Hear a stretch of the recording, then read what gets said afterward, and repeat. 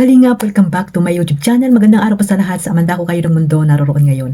At ito nga guys, no, panibagong reaction tayo mga kalingap dito kay Kalingap Edo. At dito po mga kalingap, meron po siyang mensahe. Magandang mensahe po kay Baby Beyonce. At alam niyo naman po mga kalingap na naghanda po at nagpakain po ulit ang mga sponsor po ng EDSA po para kay Beyonce dahil po si Beyonce ay 2 years na po sa kalingap. At dito nga mga kalingap, no, grabe yung mga mensahe po dito ni Kalingap Edo sa kanyang partner na si Baby Beyonce. Pero bago natin simulan yan, magsha-shoutout muna tayo syempre sa ating founder, Kuya Bal Santos Matubang, Ate Edna Vlogs, Kalingap Rab, mga ambassador, deputy, mga Kalingap Scouters, mega love shoutout po sa inyong lahat. Syempre sa mga kapwa ko po OFW, yung mga nandiyan po sa Pilipinas, mga mababait na sponsor. Ayan, shoutout po. Maraming salamat po sa walang sawang pagsuporta sa lahat po ng mga charity vlogger, especially po kila Kuya Bal at Kalingap Rab. Ayan, shoutout po sa inyong lahat. At ganoon din po syempre sa mga kasamahan ko pong reactor. Ayan, sa Team Bios, Karipa, Team Kamori, Team Watchers, Team Strikers, at sa lahat na po ng mga legit reactor po na nandito sa Kalingap. Mega love shoutout po sa inyong lahat. Ito mga Kalingap, no, mayroon akong panood sa inyong clip video na nakuha ko po kay Kalingap Rab. Ayan, bago natin simulan ang ating reaction, ay panoorin po muna natin ito mga Kalingap at samahan niyo akong panoorin ito. Eds, anong naman mo ngayon dahil dalawang taon na si Beyonce? Dalawang na. Tapos dahil pangalawang celebration pa rin. Parang naulitan naman na. Ano lang, syempre, sabi mo? congratulations kasi tumagal ka ng 2 years. Kalab team ako. Oy! Naabot lang karaniwan lab team mo, 1 year ay. Oy! Sumpa ako. Tagal talaga niya. Tagal niyo. Saka syempre, Ano, tanong ko lang, bakit kayo tumagal? Yung love team niyo, samahan niyo? Sa tingin mo, ano yung pinagkaiba? mas nagpaunawan din kasi. Ay, nagkakaunawaan! Saka mas Mutual understanding. marunong Ano ba yung ugali ni Beyonce na wala yung ibang babae? mas madali siya kasi makisamahan. Hindi lang. Hindi ba siya yung high maintenance na dapat palaging hindi na initan, dapat palaging may ano yung parang bang mapili ba? Hindi siya ganun. Hindi naman kasi nakakasama ko siya minsan dati nung lalo na pagbakasyon, pag scouting, wala naman siyang reklamo. Ano lang, medyo lagi lang late pero bukod dun wala kang problema. Oo nga, no? Pero ano, alam mo, nakikita ko, pares na pares kayo. Napapansin mo rin, may pagkakapares kayo ng ugali. Medyo. Yung parang napaka ano lang, yung kontento na simple lang, kontento kung anong nandyan, hindi masyado magdidemand ng kung ano. Parang mas pipiliin pang magtiis. Ganda sense eh, mas pipiliin pang magtiis kaysa mag-demand. Saka tinutulungan ko rin ako pati siya minsan pag amin mga ano, kailangan ganitong gawin minsan para advisean ko siya para kasi sanay-sanay na tayo sa mga Mas ahead ka sa kanya. So yung pala yun, okay. Kaya pala tumagal din. Kaya hanggang ngayon talagang on air pa rin ang EDSA. Grabe. Salamat syempre din sa mga viewers. Salamat. Ayun sa inyo kung bakit tayo din nananatili. Wala namang edgy kung wala. Saka abangan nyo lalong pogi si Papa Eds ngayon. Abangan nyo after 4 months. Grabe. Makikita nyo. Kaya ganito na guys. Oo, ngayon palang pogi na. Pinalala po kinalagyan ko. Napalagay siya ng ano, ng balbas.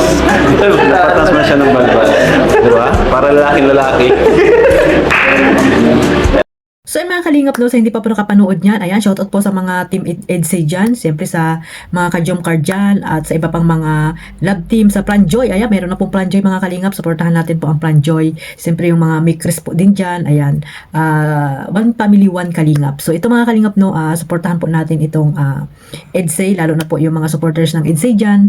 Ayan, no, ito po ay re-reaction na natin itong napanood nyong vlog, no, ni Kalingap Rab dito sa anniversary ni Baby Beyonce mga Kalingap. At ayan, napakaganda narinig nyo naman na napakaganda yung mensahe ni Kalingap Edo. At dito po na parang naano ko dito sa kanyang sinabi na nawala na daw yung sumpa, no, nang dahil kay Baby Beyonce mga Kalingap. Alam nyo naman, no, sa mga supporters po ng Team Kalingap, no, lalo na po ni Kalingap Rab, makikita nyo naman kung pang ilang love team na po ang na ano ni Kalingap Edo, no? Pangatlo na, no? Sa bagay, si Rina naman, hindi naman talaga love team yun, mga Kalingap, no?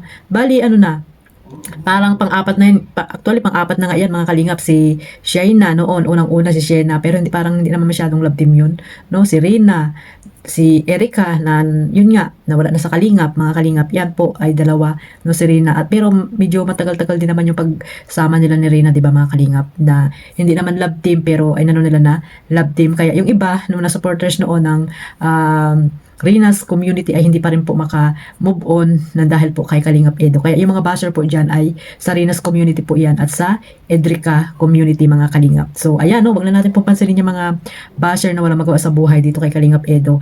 Lahat na lang ay napapansin nila at mga kung sino-sino pang mga nililink din na mga babae dito kay Kalingap Eds na katulad din kay Kalingap Jomar. No, walang ano, pinagkaiba talaga mga Kalingap. Basta sikat talaga na mapapansin at mapapansin yung mga ginagawa nila na hindi naman totoo, mga Kalingap, para lang may masabi dito kay Kalingap Edo. At yan, dito natin bigyan pansin natin itong reaction natin, mga Kalingap, dito sa mga mensahe na sinabi ni Kalingap Eds kay Baby Beyonce. Tama nga naman, no, parang pareho po ang mga ugali nilang dalawa.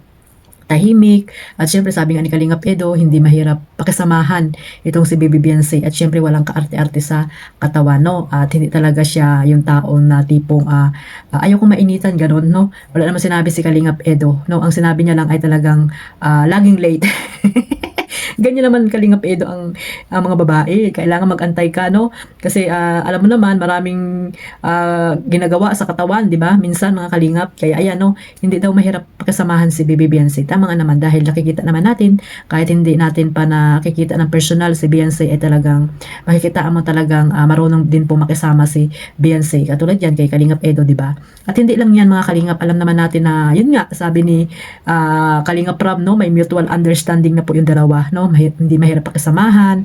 Siyempre, lagi sila nag-uusap, di ba, mga Kalingap? Nakita nyo naman, mga Kalingap, yung nakaraang vlog dito sa EDSA na talagang nag-I love you na nga itong si Baby Beyonce, di ba? Na sabi nga ni Kalingap Edo ay ayusin yung pag-I love you, dapat daw sincere, di ba? Sabi ni Baby Beyonce ay lagi-lagi naman daw niya sinasabi yon kay Kalingap Edo. Ay, pambira. Sana all, no? Sana all, mga ka-Edsay dyan. Talagang kinilig po ang mga ka-Edsay natin dyan, mga Kalingap. So sana suportahan lang po natin itong dalawa, no? At may part 2 pa po ito, mga Kalingap.